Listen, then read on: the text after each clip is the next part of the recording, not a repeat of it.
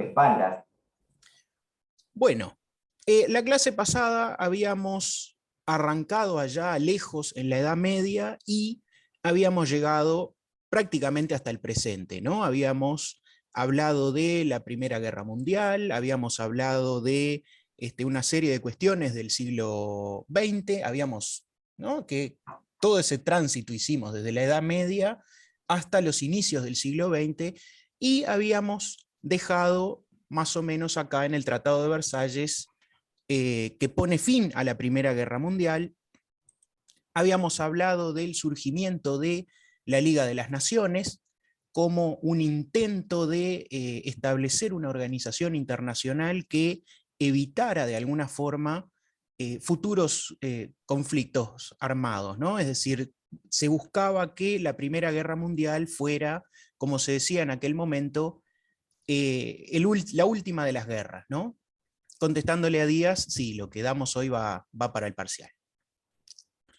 Habíamos hablado de esta Liga de las Naciones, habíamos dicho que la Liga de las Naciones no había tenido éxito y que, obviamente, ¿no? Spoiler alert, como estaba en la diapositiva anterior, la Liga de las Naciones no tuvo resultado y a la Primera Guerra Mundial la siguió la Segunda Guerra Mundial entre el 39 y el 45.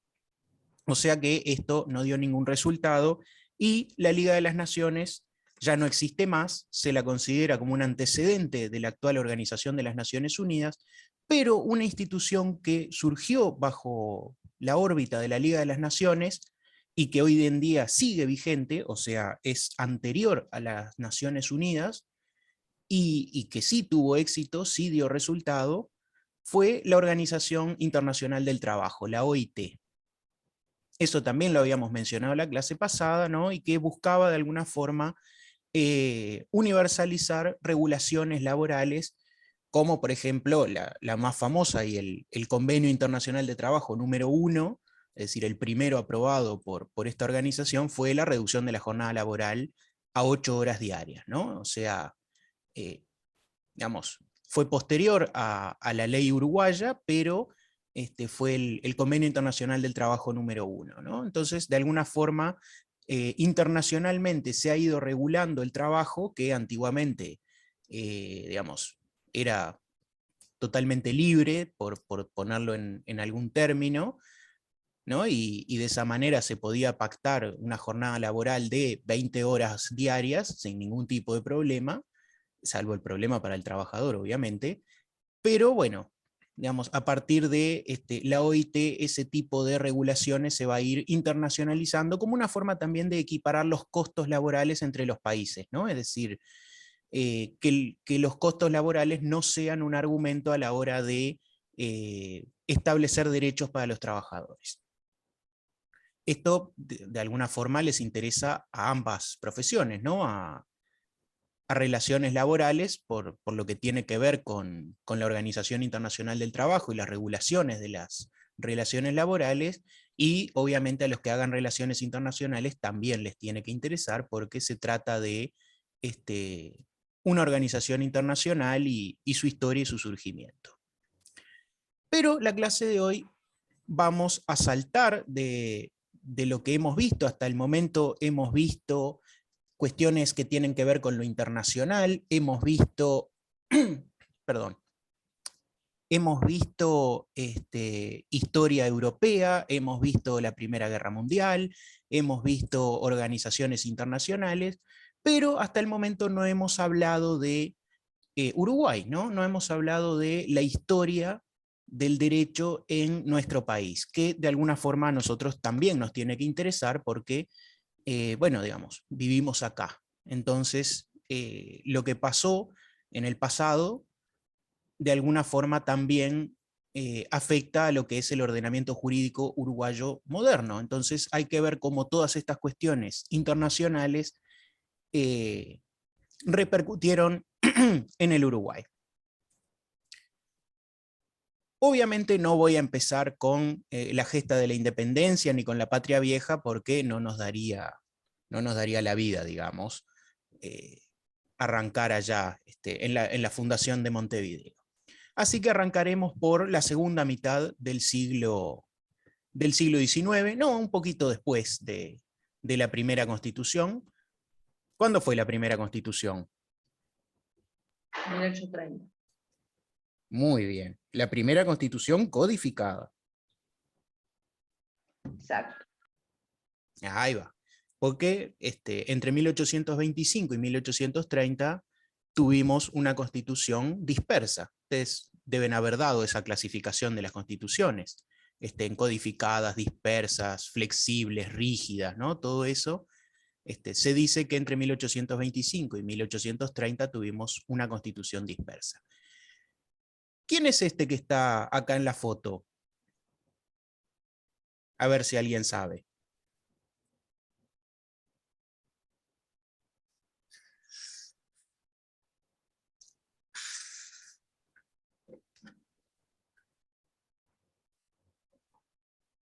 ¿No? ¿Nadie sabe? Acá Marra puso. Tiene nombre de departamento del Uruguay. Ahora me dicen Salto. Una compañera puso en el chat, profesor, puso Flores. Sí, sí, sí. No, pero quería ver si los demás estaban despiertos también. Este que vemos acá en la foto es Venancio Flores. Venancio Flores fue presidente constitucional primero, gobernador provisorio y dictatorial después, y fue importante porque fue el presidente que mandó a hacer la codificación. Nosotros habíamos hablado del proceso de codificación en Europa, habíamos hablado del proceso de codificación en Francia, habíamos mencionado a un individuo, Napoleón Bonaparte, que había sido el que había mandado a hacer el código,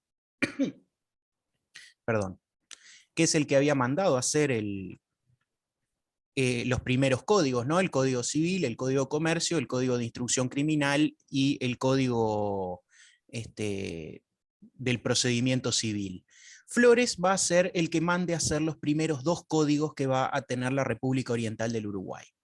El primer código que va a mandar a hacer Flores va a ser el Código de Comercio, que lo va a redactar una persona que tiene nombre de calle, mejor dicho, hay una calle que tiene su nombre y que es la que está al lado de la Facultad de Derecho. Acá cada Tristán uno... Narvaja. Casi, una cuadra más camine. Camine una cuadra más y va a llegar a Eduardo Acevedo. No, Vázquez Acevedo fue rector de la Universidad de la República. Ahí va, Eduardo Acevedo. Como bien dice Cuadrado, Eduardo Acevedo fue quien redactó el Código de Comercio, que va a ser el primer código que va a tener el Uruguay en 1865. El segundo código que va a tener el Uruguay, también hecho bajo la presidencia de Venancio Flores, va a ser el Código Civil, que es de 1868. ¿No? El Código de Comercio 1865, Código Civil 1868. Esos van a ser los primeros dos códigos que va a tener el Uruguay, siguiendo el modelo de codificación francesa, es decir, separando lo que es la materia comercial de lo que es la materia civil. Vean, ¿no? aquel derecho comercial que nosotros habíamos visto, que arrancaba allá en la Edad Media, llega hasta nuestros días en dos códigos separados. No, el civil lo hizo otra calle, que era la que decían hace un momento, no me acuerdo quién fue que lo dijo, que es Tristán Narvaja. Tristán Narvaja fue el que hizo el Código Civil. En realidad, y acá les paso el chisme, ¿no? Pues yo sé que a ustedes les gusta a esta hora de la tarde, ¿no? Ya alguno debe estar durmiendo la siesta, pero para aquellos que estén despiertos todavía acá conmigo haciéndome el aguante, les paso el chisme de intrusos en lo jurídico.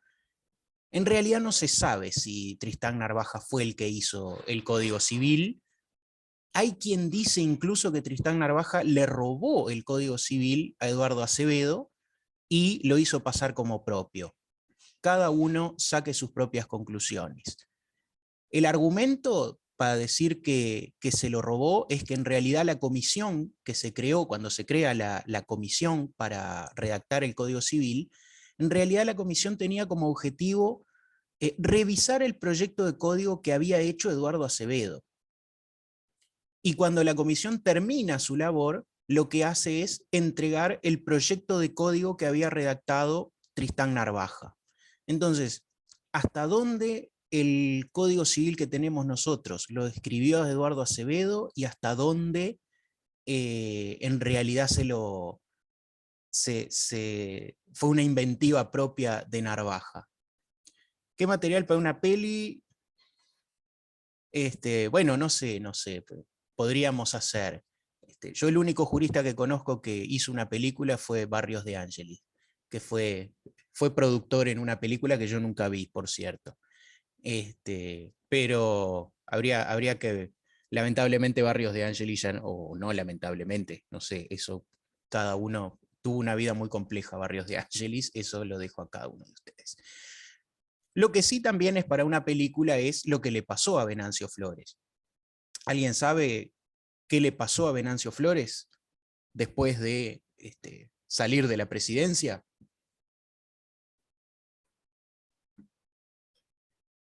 ¿Usted es de Flores, Marra? Porque lo veo muy bien informado. Ah, no. No, porque uno supondría que la gente de Flores sabe lo que pasó con la persona que le dio el nombre al departamento. De la República Independiente de San José. Efectivamente, como dice Marra, ahí va, Rosete ya incluso dice que fue, ya acusa a quienes fueron. Bien, es un recurso válido, Rosete. Venancio Flores, en enero, no recuerdo el día de enero, pero sí, creo por el 10 de enero. A ver, Rosete, usted que está en Wikipedia, dígame qué fecha de enero fue. ¿Se me escucha? Sí. El 15 de febrero, 4 días después del 15 de febrero de 1868. Era febrero, no era enero. Bueno, más o menos. Como siempre digo, yo una vez me olvidé mi propio cumpleaños, así que no es difícil que le erre a una fecha.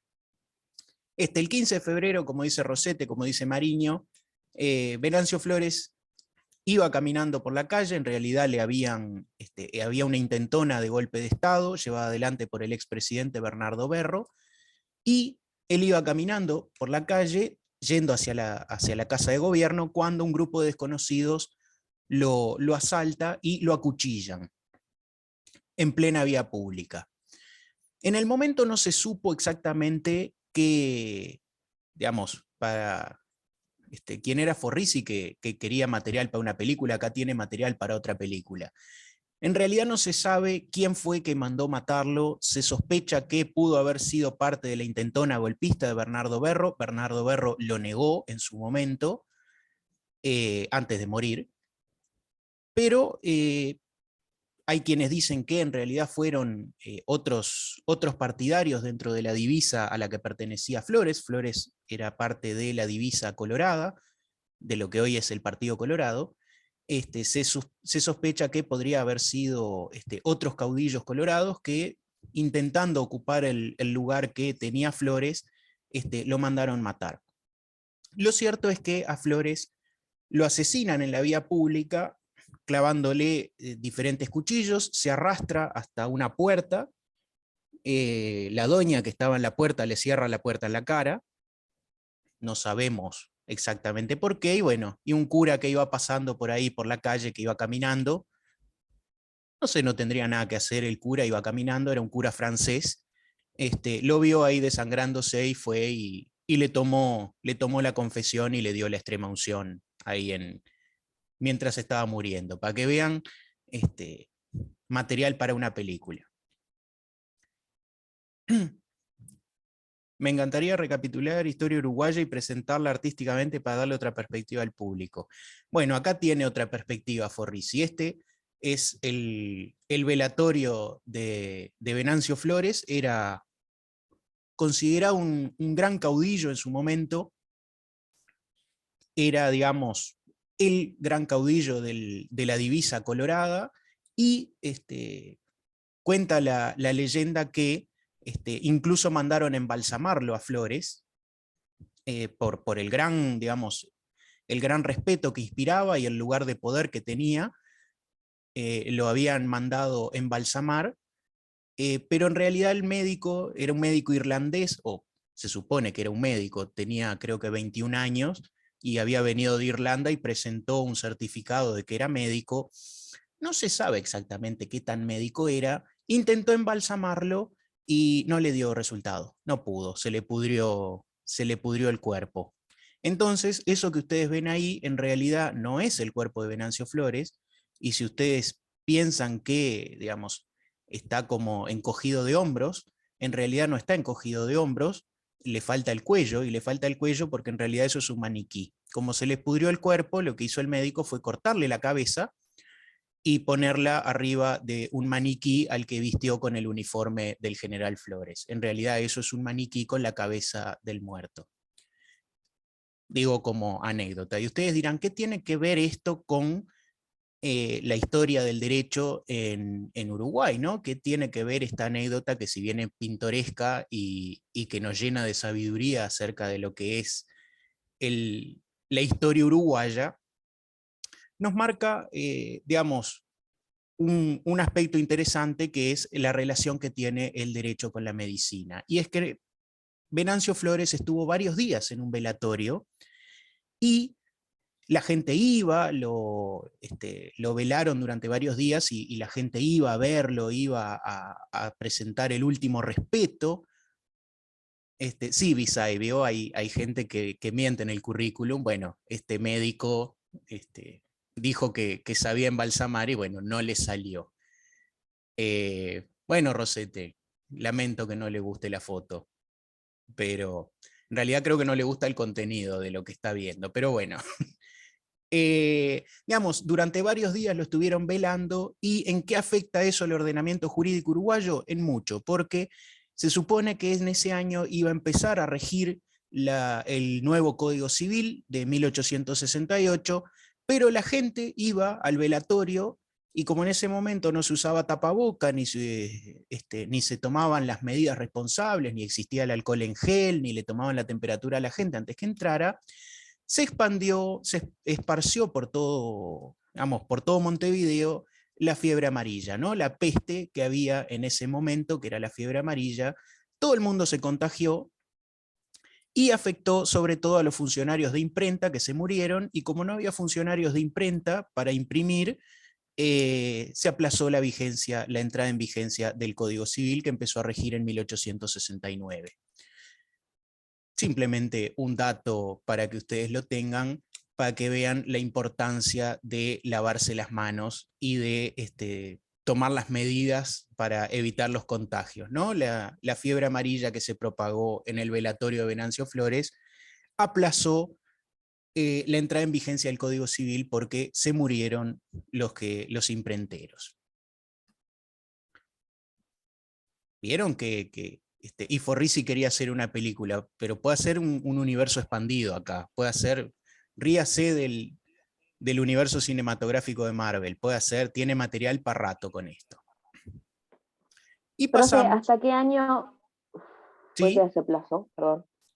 Hasta el año ¿Hasta qué año se siguiente, aplazó? Está, perfecto. 1869.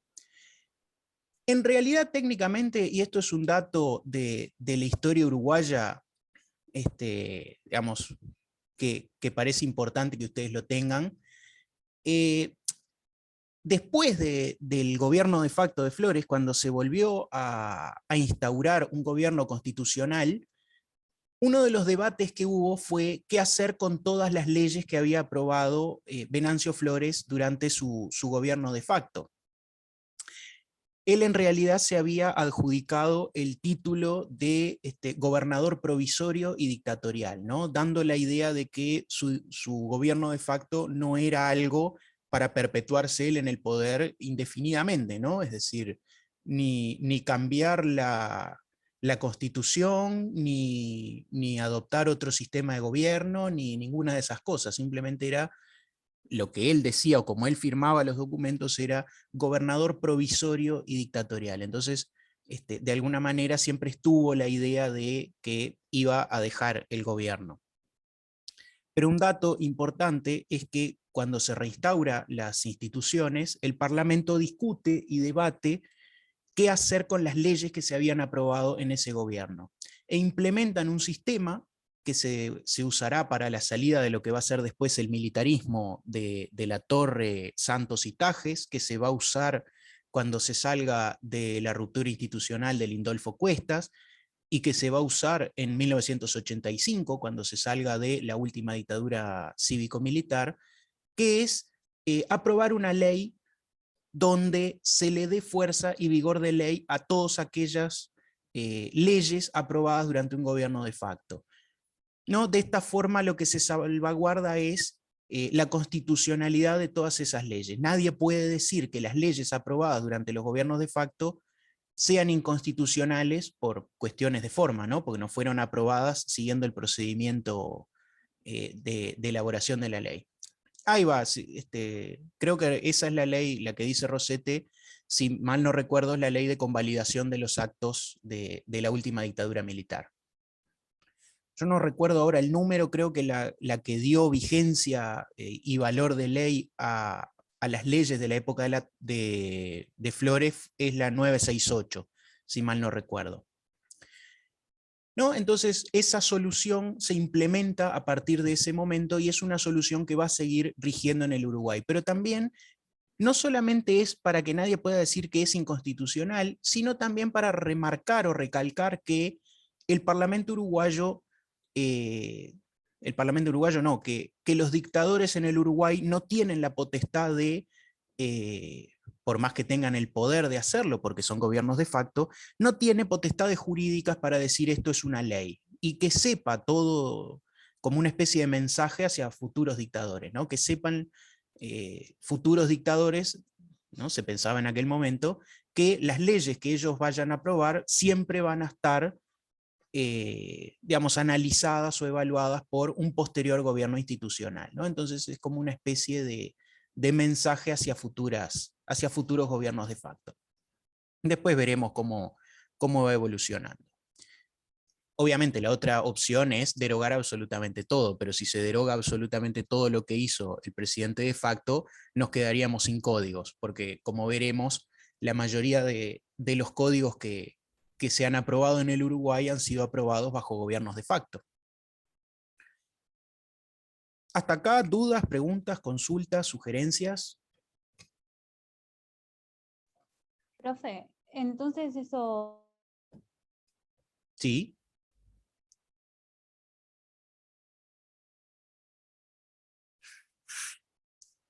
¿O algo o no? No sé, alguien empezó a hablar, pero se le cortó. Yo, Stephanie. Ah, ¿Ahí se escucha o no? sí, se escucha.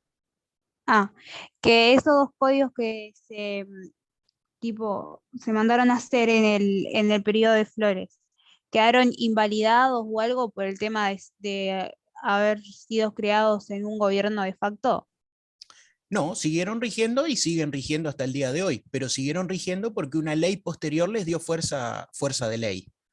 Digamos, una ley emanada del Parlamento Constitucional, evaluó todas las leyes que había aprobado en el gobierno de Flores y les dio fuerza y vigencia de ley. O sea, la validez de nuestros códigos, el civil, el comercial y todos los que fueron hechos en alguna dictadura, no emana del gobierno de fuerza, del gobierno de facto, sino que emana de leyes posteriores que le reconocieron esa validez y le reconocieron la fuerza de ley. Si esa ley no hubiera existido, esos códigos serían completamente inconstitucionales. Pero gracias a que esas leyes existen, nadie puede decir que los códigos sean inconstitucionales. Lo que sí, ahí va, lo que sí hacen estas leyes de convalidación, como la que dice Rosete, que es la última que se aprobó, lo que sí hacen es, le dan como, digamos, como si fuera un estigma, como si fuera una marca, le cambian el nombre y en lugar de ser llamadas leyes, son llamadas decretos leyes. ¿No? Ustedes van a estudiar en varias asignaturas, van a estudiar cuando den obligaciones, el decreto ley 14219, el decreto ley, bueno, lo que regula los títulos valores, que nosotros ya vimos la letra de cambio, por ejemplo, el 14701 es un decreto ley en el Uruguay. ¿No? Todos esos decretos leyes tienen ese nombre porque una ley posterior les dio ese nombre y como que les deja esa marca de que fueron aprobados en un gobierno de facto, digamos, como una marca infamante. Bueno, ¿y quién conoce a este que está acá sentado? Acá con la piernita cruzada. En una posición de modelo casi. Como para competir en el Maybelline New York. Ahí va, como dice Marra, como dice Perdomo, este es Lorenzo Latorre, que también lo habrán dado en la escuela. Bueno, hablando de la escuela, ¿cuál fue la mayor obra de Lorenzo Latorre?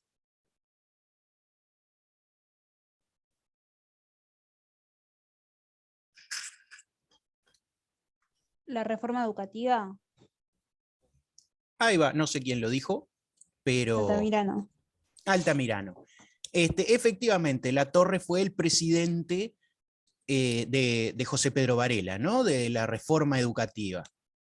Pero además hizo otro montón de cosas, aprobó el Código Rural, el alambramiento de los campos, ¿no? El ingreso del Uruguay a la Asociación Internacional de Códigos Postales, o no me acuerdo cómo se llama exactamente la organización internacional, pero Uruguay entró en el gobierno de Latorre. Si mal no recuerdo, también la archidiócesis de Montevideo es de la época, o sea, el reconocimiento de una diócesis distinta de la de Buenos Aires, creo que también es de la época de Latorre. Latorre fue el primer presidente de un periodo que se conoce como el militarismo, ¿no? Después de la muerte de... En paralelo con la reforma educativa también se puso el alambramiento obligatorio, el telegrama, las rutas ferroviarias. Ahí va. Como dice Da Silva, todo eso, digamos, es de la época de Latorre. Latorre es como el presidente digamos, que forjó el Uruguay, ¿no? Que forjó el Estado tal cual lo conocemos hoy, o que empezó a forjar el Estado moderno. Hay quien habla de un Uruguay casi feudal previo a Latorre, ¿no? Con grandes estancieros, con casi señores feudales que gobernaban en los departamentos. Bueno, la creación o la modernización del Estado uruguayo, tal como lo conocemos, comienza de alguna forma a partir del gobierno de Lorenzo Latorre, que además no era general, era coronel. Cuenta la leyenda que una vez le ofrecieron ascenderse a general y él dijo que eso era un gasto innecesario para el erario público, que él prefería seguir siendo coronel porque ascenderlo era gastar plata de todo el mundo sin ningún tipo de utilidad práctica. No voy a defender, obviamente, a un presidente de facto, a un dictador, pero lindo gesto de última. Lástima que, bueno, no, esa cosa de ser electo no le gustó. De hecho, Lorenzo Latorre, que es el que va a aprobar muchos de los códigos, que creo que ninguno rige actualmente, el Código Penal de 1889, creo que es de Latorre. Digamos, Latorre va a entregar el gobierno 1878 a 1880, ahí va, pero él va a entregar el gobierno a un nuevo parlamento electo y va a ser electo presidente y va a gobernar de forma constitucional, y este presidente va a ser el de la famosa frase, que yo no sé si ustedes han escuchado en algún momento, que la tendría que haber puesto acá en una diapositiva porque es una de las grandes frases de la política uruguaya. Y es que cuando intentó gobernar constitucionalmente, se cansó de tanta discusión, se cansó de todo y renunció a la presidencia diciendo aquella famosa frase de que renunciaba con la convicción de que este era un país ingobernable. ¿No? ¿La habían escuchado esa frase de Latorre?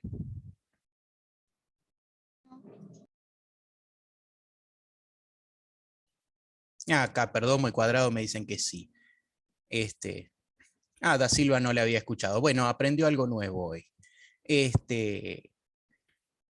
Renuncio con la convicción o algo así decía de que este país es un país ingobernable y renunció a la presidencia de la República porque realmente no podía gobernar bajo una forma, digamos, constitucional, ¿no? Él había sido presidente de facto.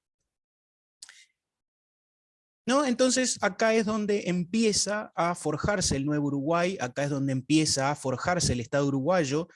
Va a seguir le va a seguir a la presidencia de Latorre la presidencia de Máximo Santos, totalmente opuesto a Latorre, ¿no? Y le llaman el Napoleón III uruguayo. Va a ser el que, bueno, se van a aprobar una serie de códigos también bajo la presidencia de Santos. Santos va a ser el que le dé, digamos, más rimbombancia al Estado, ¿no? Va a ser el que le gustaba gastar, le gustaba hacer fiestas ampulosas, le gustaba figurar, digamos.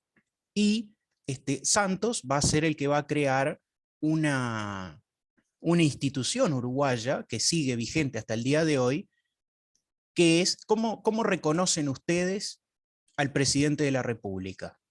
Si no lo conocieran, si no lo vieran en ninguna foto, ¿cómo lo reconocen ustedes? ¿Cómo saben quién es el presidente? Por la banda presidencial, ¿es? Ahí va, la banda presidencial es lo que distingue al presidente de la República de los demás seres humanos que estamos en este mundo, ¿no? Esa banda que, bueno, estoy haciendo el gesto, pero ustedes no me ven, tendría que prender la cámara, pero no lo voy a hacer. No, la banda presidencial, esa que lo cruza, digamos, desde el hombro hasta la cintura, esa banda va a ser creación de Máximo Santos. Hasta Máximo Santos la banda presidencial no existía. Y la va a crear justamente porque el presidente uruguayo no tenía ningún tipo de simbología que lo distinguiera de los demás. ¿No? Esa cosa que siempre decimos los uruguayos de que somos humildes, en oposición a nuestros coterráneos argentinos que siempre los acusamos de ser tan digamos, engreídos, ¿no? Que el presidente argentino tiene el cetro, tiene la banda, tiene un montón de simbología la presidencia de la nación argentina. Bueno, si no fuera por Santos, la presidencia uruguaya no tendría ningún tipo de simbología. Del punto de vista jurídico es importante los gobiernos de Flores y de Latorre porque van a ser los gobiernos que van a codificar el derecho uruguayo, ¿no? La mayoría de los códigos originales provienen de estos gobiernos. Y esto también va a dejar una idea en el colectivo uruguayo, que es que la obra de codificación debe ser llevada adelante por gobiernos de facto, ¿no? Es decir, la idea de que un gobierno constitucionalmente electo no puede, digamos, no puede afrontar la idea de codificar el derecho, que es necesario un gobierno de facto. Y recién en 1989 se va a aprobar el primer código en democracia, que va a ser el que está actualmente vigente, el Código General del Proceso. O sea, vean la larga tradición que tiene el Uruguay de aprobar códigos bajo gobiernos dictatoriales.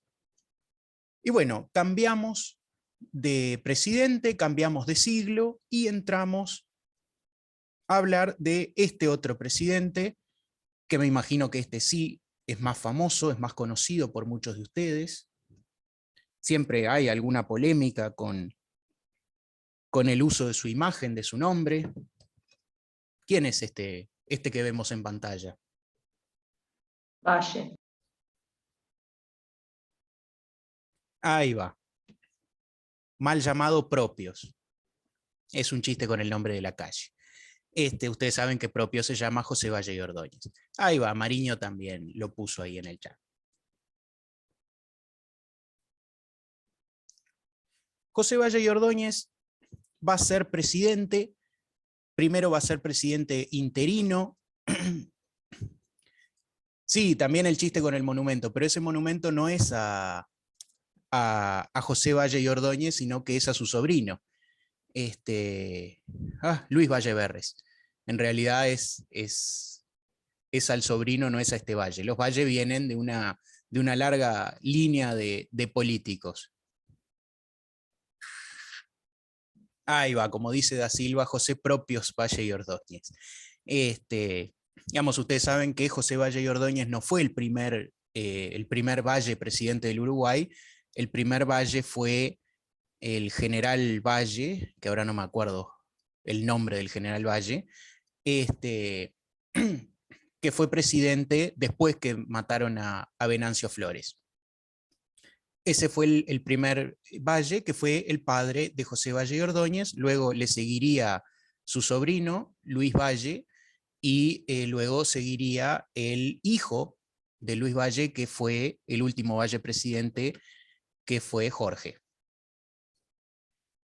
Lorenzo Valle, ahí va, gracias Mariño. Lorenzo Valle fue el primero. ¿Por qué es importante la presidencia de este hombre?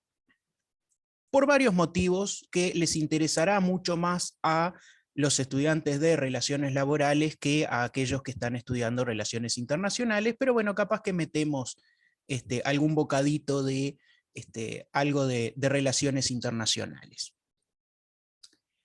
Valle va a ser importante porque durante su primera presidencia va a tener un conflicto con este sujeto que estamos viendo acá en pantalla, que también lo deberían conocer, y si no lo conocen, tienen el nombre ahí abajo, que es Aparicio Saravia. Saravia era un caudillo del Partido Blanco, del Partido Nacional, que va a ser famoso por la revuelta que va a llevar adelante en 1904. Lo que Saravia reclamaba era mayor autonomía departamental, mayor coparticipación en el gobierno. La Constitución de 1830 era una constitución que, digamos, daba poco lugar a la oposición. En realidad no daba ningún lugar. La Constitución de 1830 ni siquiera contenía ninguna disposición sobre partidos políticos, ¿no? Los partidos políticos son posterior a la Constitución de 1830. Ustedes saben que, digamos, también para Forrisi, que quiere hacer películas sobre la historia uruguaya, no se ponen de acuerdo los partidos políticos acerca del origen, cuál fue primero, ¿no? Como lo mismo que los cuadros de fútbol. Si yo le pregunto a usted, a un hincha de Nacional, cuál fue el primer cuadro, me va a decir que Nacional, y si yo le pregunto a uno de Peñarol, me va a decir que Peñarol. Bueno, si ustedes le preguntan a un militante del Partido Colorado, cuál es el primer partido político, les va a decir que el Colorado, y si le preguntan a un blanco, les va a decir que el Partido Nacional, ¿no? Pero, digamos, lo cierto es que surgen allá por 1836 ambos partidos políticos en la batalla de Carpintería, que va a ser una victoria del Partido Nacional, de la divisa blanca, mejor dicho, ¿no? En aquel momento comandada por Manuel Oribe, que son los fundadores de los actuales partidos Nacional y Colorado, ¿no? Manuel Oribe del Partido Nacional y Fructuoso Rivera, primer presidente de la República del Partido Colorado, de la divisa colorada en aquel momento. Saravia pertenecía a la divisa blanca, a lo que es el Partido Nacional, y se levantó en armas contra el gobierno de José Valle y Ordóñez, ¿no? Reclamando mayor autonomía departamental, reclamando aparentemente también el voto universal. Ustedes saben que en la Constitución de 1830 el voto no era universal, sino que estaba limitado a aquellas personas que supieran leer y escribir, tuvieran propiedades, no fueran miembros del ejército. Obviamente las mujeres no podían votar. Las mujeres recién van a estar habilitadas para votar a partir de la Constitución de 1934. Y bueno, Saravia se va a levantar en armas, va a ser finalmente derrotado en la batalla de Massoyer, muerto de un disparo, y con eso se va a terminar, digamos, la revolución saravista, y va a ser el final de la era de las revoluciones en el Uruguay, ¿no? Es decir, lo que va a suceder va a ser una entrada en el siglo XX, digamos, pacífica, ¿no? Se va a terminar esa idea de que había revoluciones a cada minuto, ¿no? Esa idea de que el Uruguay, el Estado uruguayo, podía caer en cualquier momento, va a terminar con la muerte de Saravia, ¿no? Es decir, a partir de ese momento, lo que va a regir va a ser lo que se denominó en su momento la paz institucional, ¿no? Acá vemos Este es un cartel de propaganda de Valle, ¿no? Que a partir de 1904 va a decir que lo que tiene que hacer es,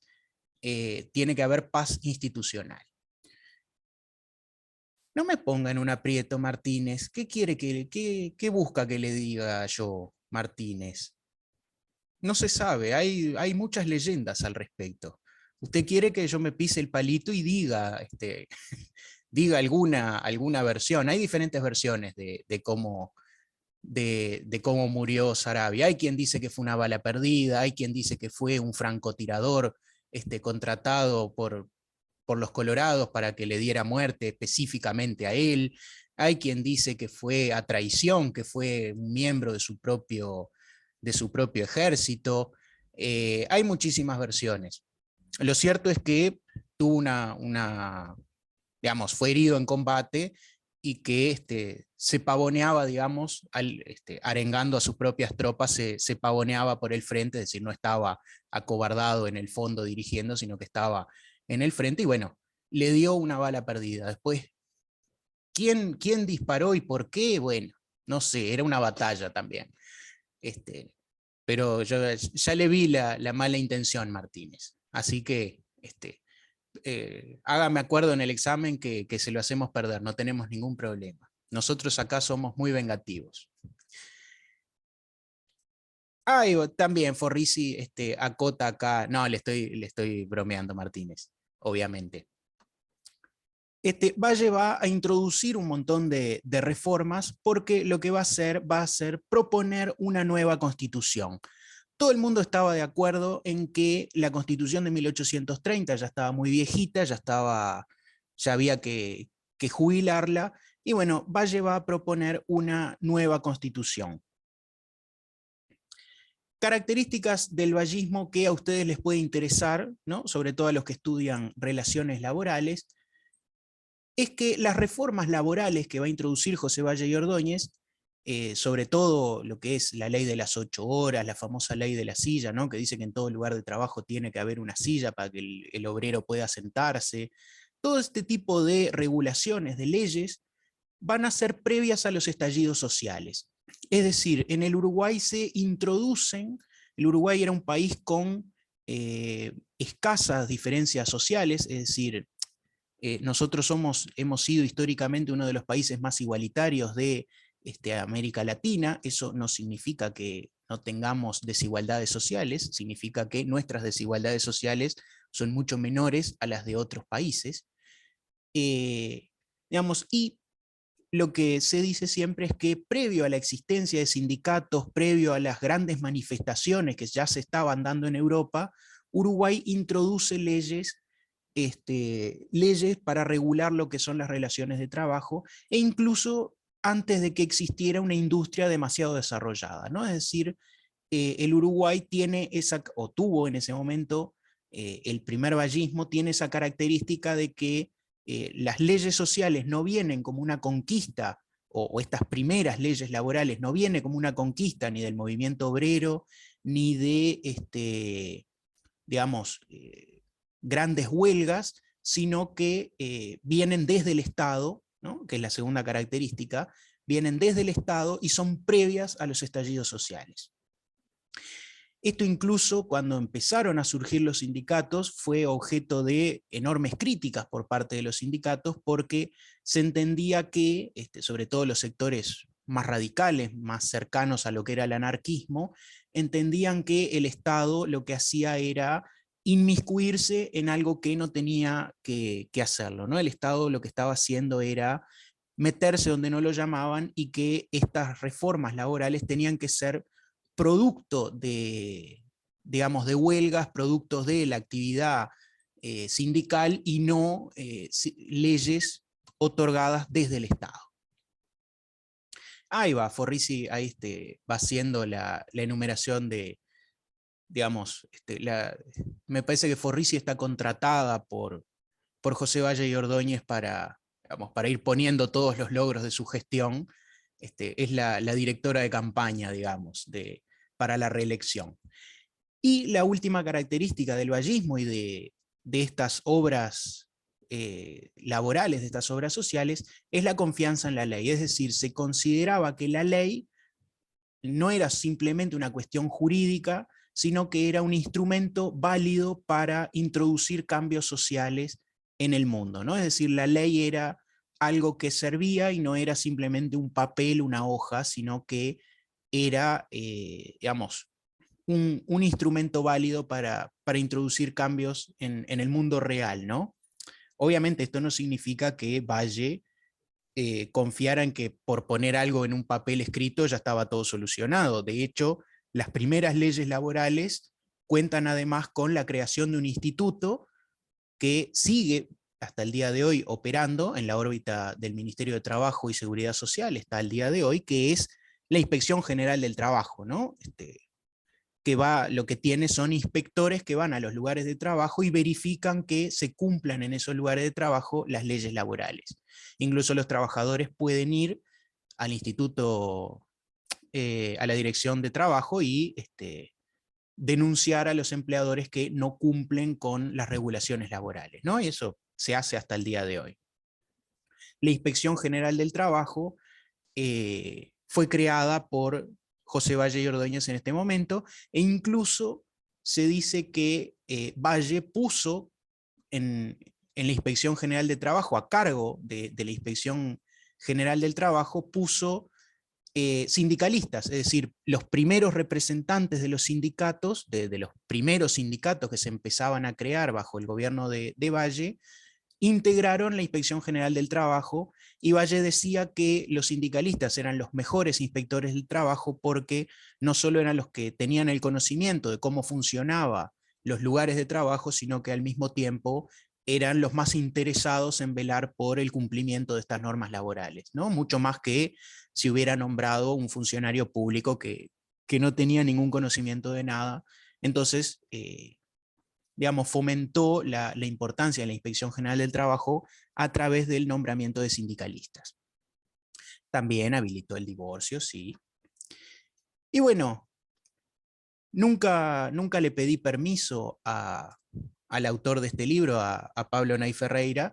Siempre le hago publicidad gratuita. En vida nunca le pedí permiso para utilizar el libro, pero bueno, siempre me gustó esta foto, ¿no? Esa idea de, y el nombre siempre me encantó, la idea de un país sin presidente, ¿no?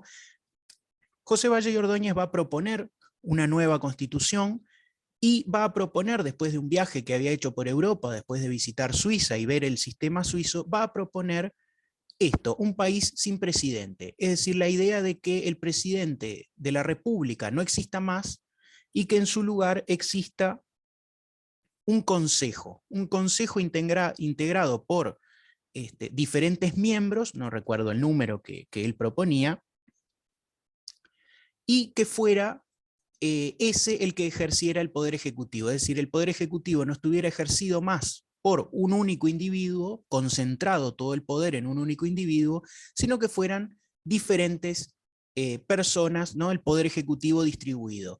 Y este consejo integrado no solamente por los miembros electos por el partido que ganaba, es decir, usualmente en ese momento el Partido Colorado, sino también por integrantes de la oposición, es decir, por miembros de, en ese momento, el Partido Nacional.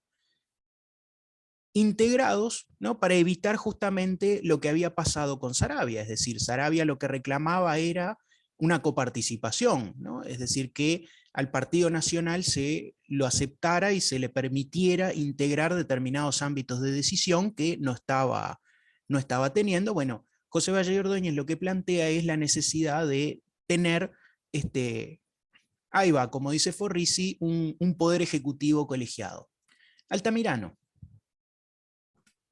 A ver si se me escucha ahí, porque ando con el micrófono medio raro. ¿Se escucha? Sí, sí, se escucha. Lo hizo más bien por lo que yo tengo entendido, para decir que las decisiones tomaran más rápido, pero en sí como que se atrasaban más. O sea, demoraba mucho más tiempo en tomarse las decisiones, porque era mucha más gente y eso. ¿Puede ser?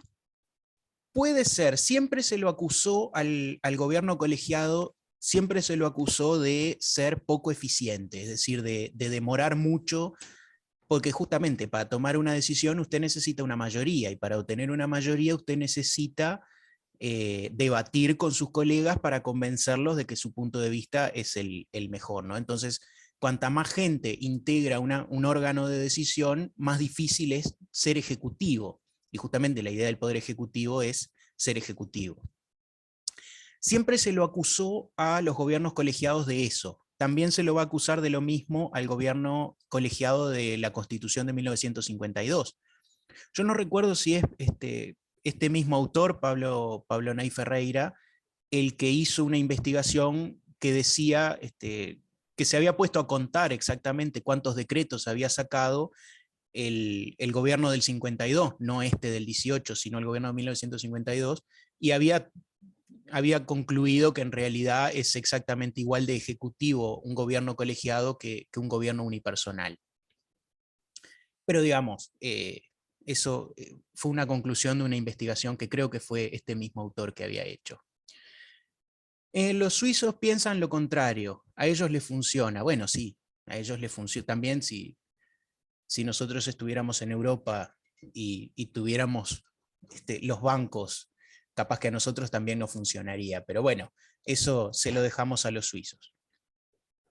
La constitución que nosotros teníamos vigente en aquel momento era la de 1830, que, como yo les decía, ya estaba un poco viejita, ya estaba un poco, digamos, ya la intención era pasarla a retiro, y todo el mundo se había puesto de acuerdo en que era necesario establecer una nueva constitución, pero nadie se ponía de acuerdo en qué debía contener, el contenido que debía tener la nueva constitución. Entonces, lo que van a hacer es ponerse de acuerdo y reformar la constitución de 1830. La constitución de 1830, el problema que tenía es que tenía un método de reforma muy complicado. Se necesitaba primero declarar la necesidad de la reforma, luego había que discutir la reforma que se iba a plantear, y luego una tercera legislatura tenía que aprobar esa reforma. O sea, era complicadísimo. En resumidas cuentas, era prácticamente imposible reformar la Constitución, porque además nadie se ponía de acuerdo en cómo reformar la Constitución. Entonces lo que se hizo fue, en lugar de reformar la Constitución de 1830 entera, lo que se hizo fue reformar el método de reforma previsto en la Constitución.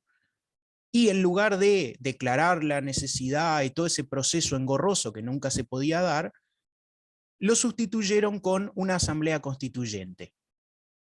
Esa asamblea constituyente, a petición del Partido Nacional, fue electa por voto universal masculino, ¿no? Siempre el Partido Nacional siempre enarbola esa bandera de que fueron los primeros en reclamar el voto universal, en aquel momento masculino, obviamente. Las mujeres, como les decía yo hace un rato, no van a poder votar hasta 1942, va a ser el primer presidente electo constitucionalmente, si mal no recuerdo, electo por voto universal masculino y femenino.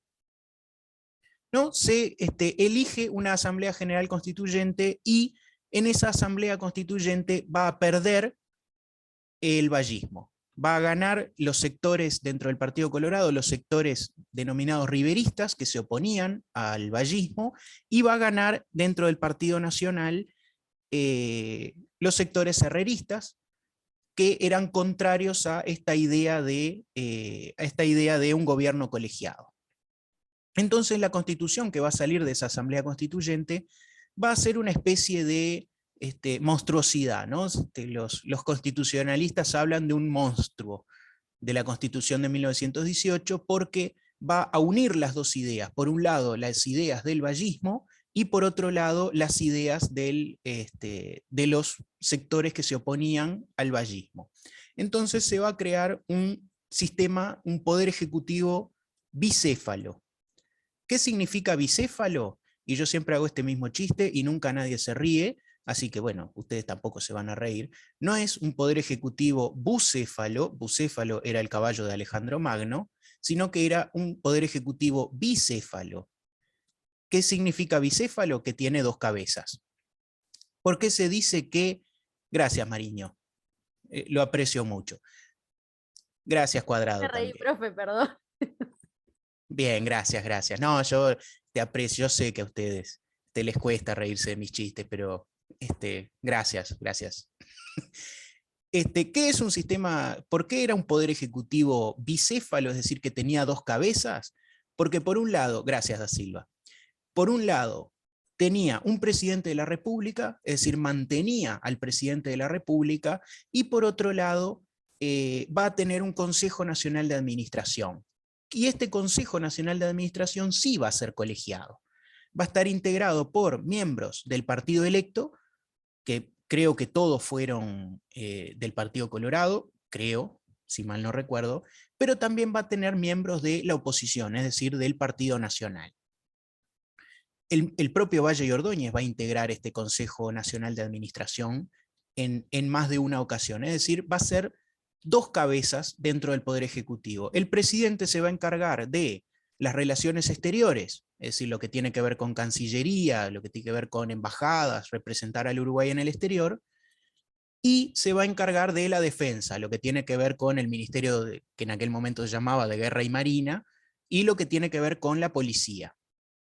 Por el otro lado, el Consejo Nacional de Administración se va a hacer con todas aquellas funciones que el Estado, producto de las reformas del vallismo, estaba empezando a asumir, ¿no? Es decir, los entes públicos, lo que eran los servicios sociales, las cajas de pensiones, todo ese tipo de, la sanidad pública, todo ese tipo de cosas que empieza a hacerse cargo el Estado, las va a hacer el Consejo Nacional de Administración, que, como les digo, estaba integrado por miembros del oficialismo y miembros de la oposición. Es decir, ambos partidos políticos, los dos más importantes de ese momento, representados en lo que era el Poder Ejecutivo.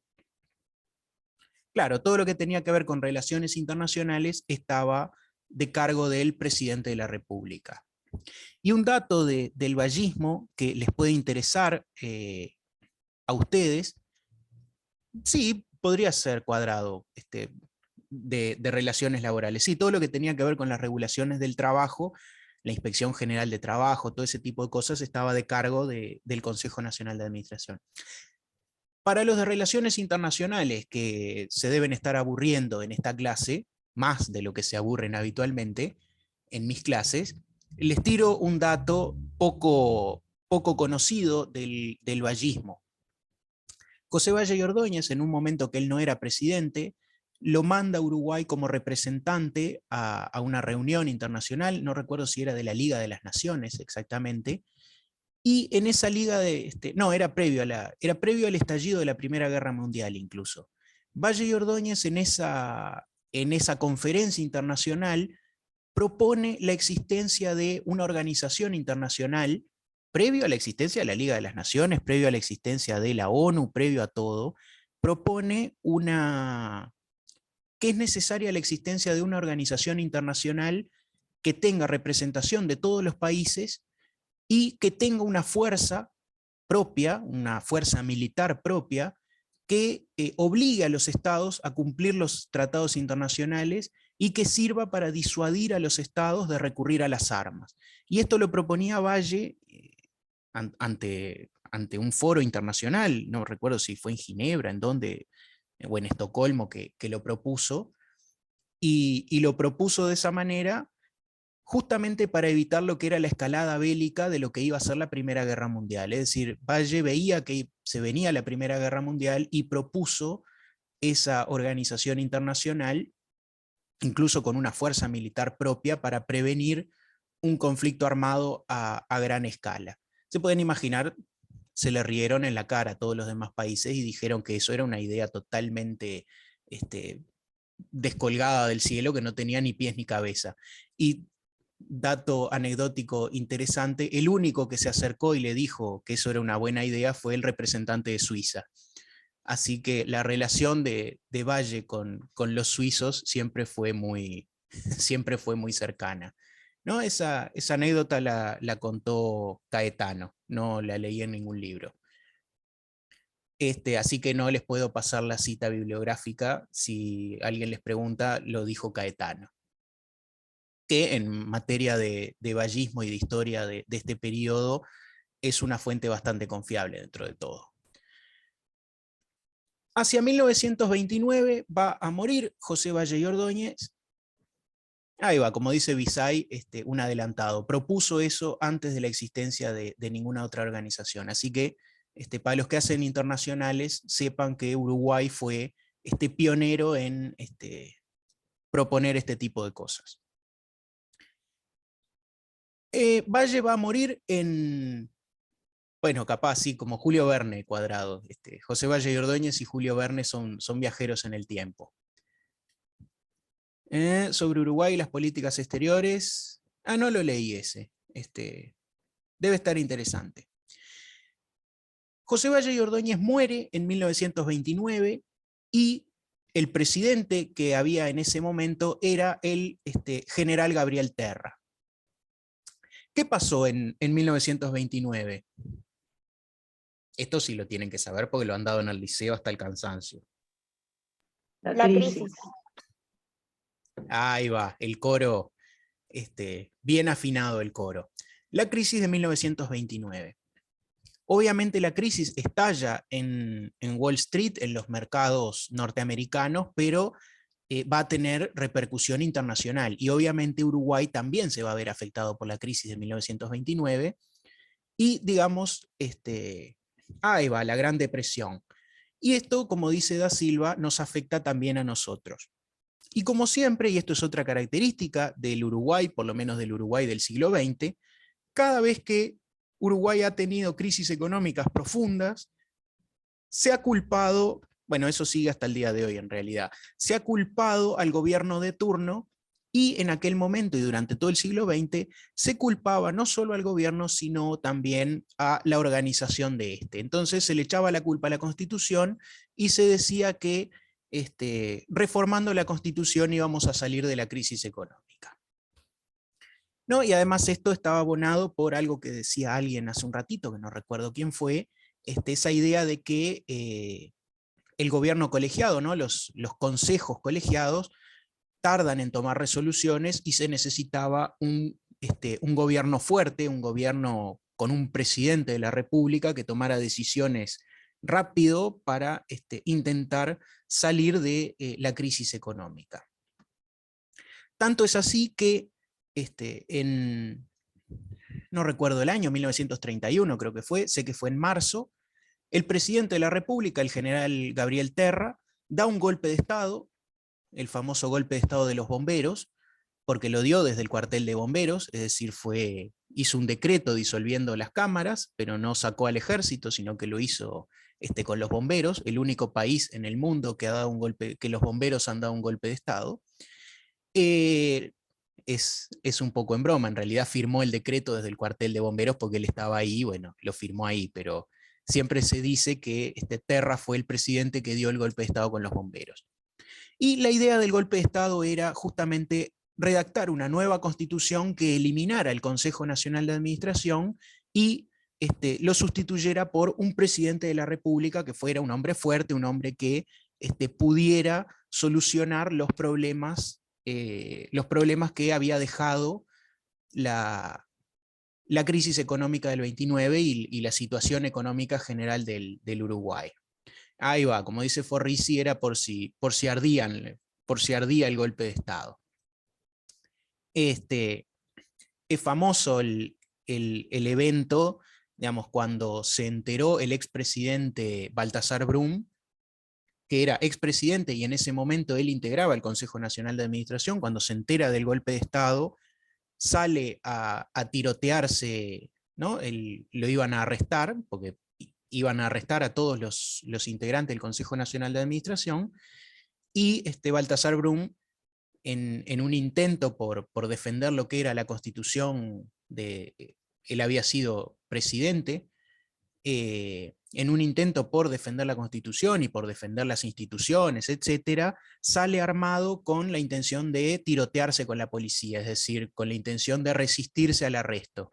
Y sus amigos lo convencen de que era un despropósito matar funcionarios policiales porque de última eran simples trabajadores, no tenían la culpa, ¿no? Es decir, estaban tratando de cumplir con su trabajo y no merecía que estos trabajadores, no merecía que les pegaran un tiro por simplemente intentar cumplir su trabajo, en todo caso que le pegara el tiro a tierra, le habrá dicho alguno.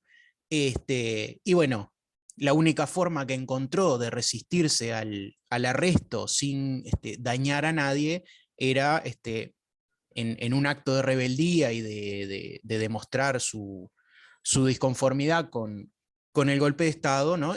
Incluso intentando un golpe de efecto, ¿no? Es decir, una cuestión que digamos que enervar a las masas o alguna cuestión de esas, se termina, como dice Mariño acá, se termina suicidando para evitar el arresto, ¿no? Supongo yo que la idea era generar un golpe, un impacto en la opinión pública. Lamentablemente no fue el caso, ¿no? A nadie le importó, digamos, y digamos, murió sin que pasara absolutamente nada.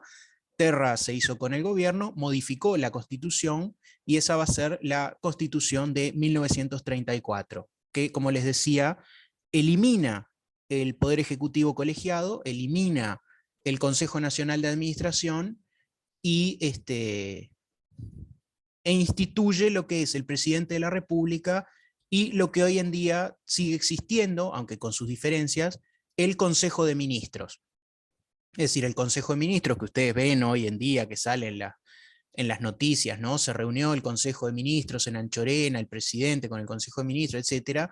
Bueno, va a ser una creación de la Constitución de 1934. Y acá se va a dar una característica. Nosotros habíamos dicho que en el Uruguay, al salir de gobiernos de facto, siempre se aprobaba una ley que le daba vigor a las leyes anteriores.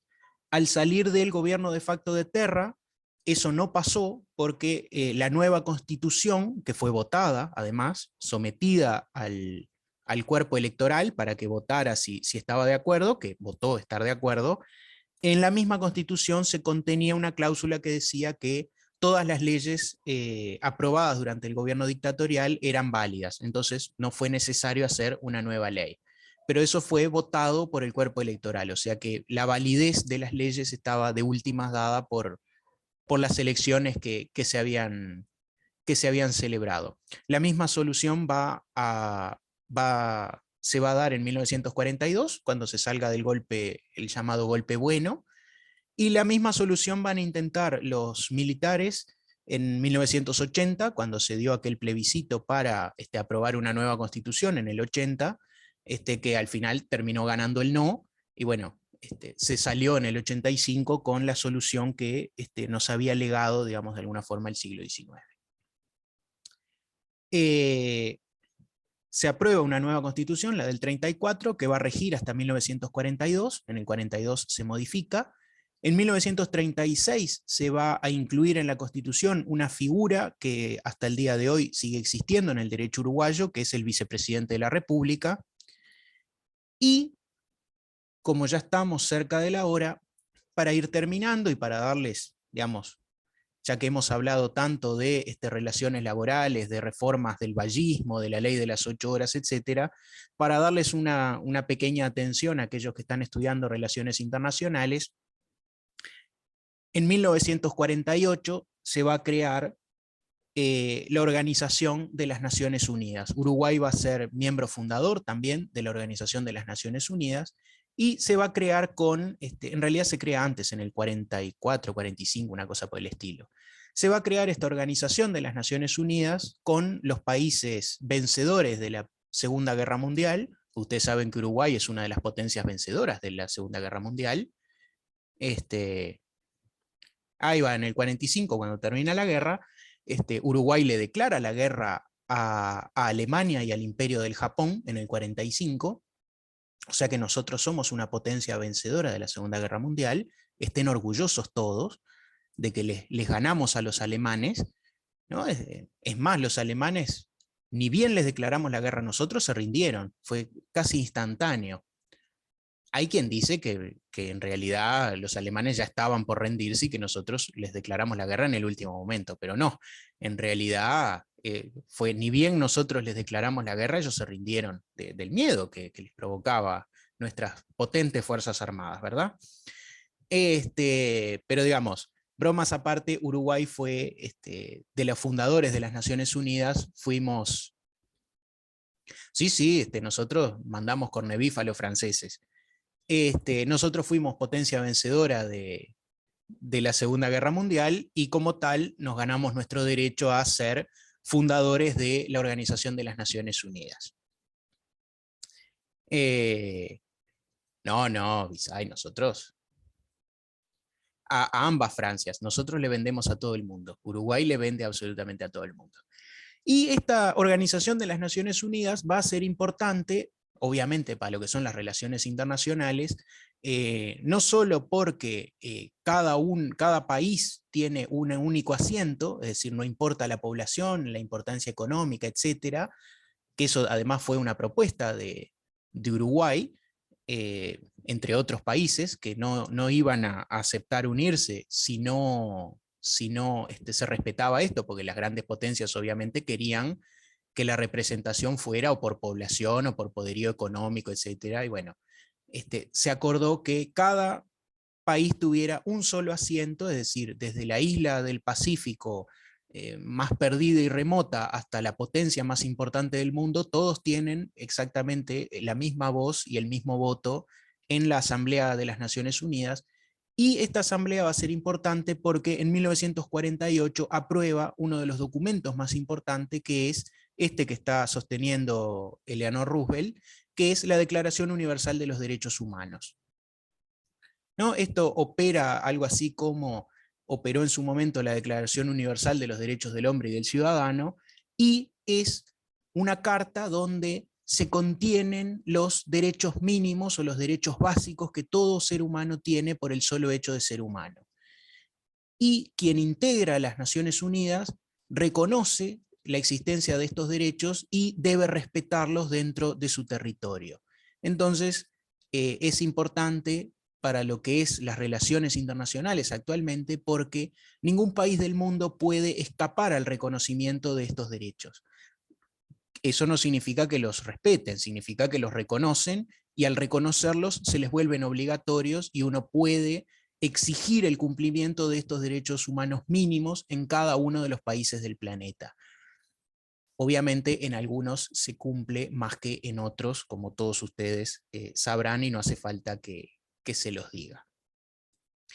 Y con eso terminamos. Hemos llegado simplemente hasta 1948, no hemos llegado hasta la actualidad, pero bueno, con eso terminamos el curso y terminamos el tema de la clase de hoy, que fue un poco más una mirada de la historia del derecho uruguaya que de lo que fue internacional, ¿no? Para que tengan alguna noción de qué pasó en el Uruguay. Como dice acá, dudas, preguntas, consultas, sugerencias, aportes, lo que quieran hacer, este es el momento de hacerlo. Nos quedan unos pocos minutos, pero bueno, todo lo que ustedes, este es su momento. ¿Esta clase de 100 años va para el parcial? Sí, va para el parcial.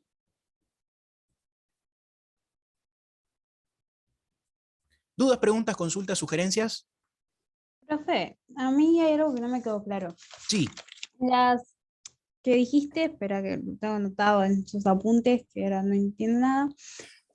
Algo sobre el tema de que las cosas se redactaban en los gobiernos de facto, que era como las leyes, puede ser que no se precisaba un gobierno. Espera. Ay, no encuentro el apunte. Los gobiernos de facto aprueban leyes. No sé, a ver, no sé si es esto. Los gobiernos de facto aprueban leyes y ellos dicen que son leyes, pero no son leyes porque no se aprueban siguiendo el proceso de aprobación de la ley. Es decir, no la aprueba, no pasa por una cámara, luego por la otra, la votan los diputados, porque no hay. Porque un gobierno de facto lo que hace es disolver el Parlamento. Se decía como que los gobiernos tipo democráticos en sí no era necesario hacerlo. Claro, lo que hacen después los gobiernos democráticos es, con esas leyes que aprobaron los gobiernos de facto, les reconocen valor de ley. Entonces usted, si bien no se aprobaron siguiendo el procedimiento contenido en la Constitución, nadie puede decir que eso no es una ley porque el Parlamento que vino después siguiendo todos los procedimientos constitucionales necesarios, les dio fuerza y vigencia de ley. Pero les cambió el nombre y les puso decretos leyes, como para que usted sepa que eso, digamos, como Claro. que viene manchado, es como infamante, es como una infamia. Pero tiene la misma fuerza y valor que una ley común. Sí, O sea, sí, que una ley hecha por los procedimientos adecuados. sí, tiene Por el eso. mismo valor, pero porque una ley le dio ese valor. Claro. Esa es la Y diferencia. después otra cosa es que los movimientos sociales que vienen del Estado eran como que los sindicatos estaban en contra, porque esos derechos se tendrían que haber ganado con huelgas y eso, ¿puede ser? Sí, algunos sectores sindicales, Algunos. los más radicales, ¿no? Los más vinculados a posturas radicales de anarquistas, etcétera, algunos de ellos estaban en contra porque decían que el Estado no tenía que meterse en eso. Gran parte de los sindicatos obviamente estaban a favor porque pasaban, o sea, una ley de 8 horas es muy difícil estar en contra de una ley de 8 horas, pero sí, había gente que estaba en contra, pero no eran la mayoría de los sindicatos. Pero sí, ellos defendían que tenía que ser logros de la clase obrera y no concesiones hechas desde el Estado. Esa es la diferencia. Ok, esas eran las dudas. Gracias, profe. ¿No? Por favor, a las órdenes. Contestándole a Cuadrado, sí, en el libro de Garcés está Edad Media, y después lo que es títulos valores, que dimos una clase, y surgimiento de las sociedades comerciales, hay subido material en la EVA. En la EVA está casi todo. ¿Algo más?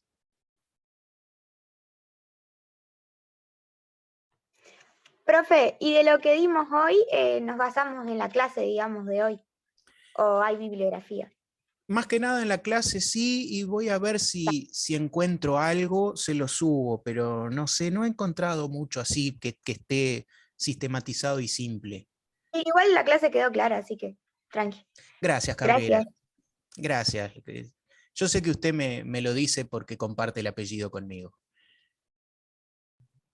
Obvio, aguante los Cabrera. Entre nosotros nos cuidamos, si no nos cuidamos entre nosotros. Capaz que hoy esté Acevedo, o capaz que mañana, quién sabe. ¿Algo más? Si no tienen ninguna otra duda, pregunta, consulta o sugerencia, ya saben que está en la EVA, está el foro para los que tengan que hacer la monografía, preguntan por ahí. Y al resto, buen fin de semana y nos vemos la clase que viene para el parcial. ¿Dudas, preguntas o Estimado, consultas? Sí, dígame, Leticia. disculpe, después que se vayan todos, un segundito tiene. ¿Cómo no? ¿Cómo no voy a tener? Sí, sí. Bueno, gracias. Buen fin de semana, gente. Hasta luego, buen fin de semana. Buen fin de Nos vemos, profes. Que pases bien, perdona. Chao, chao.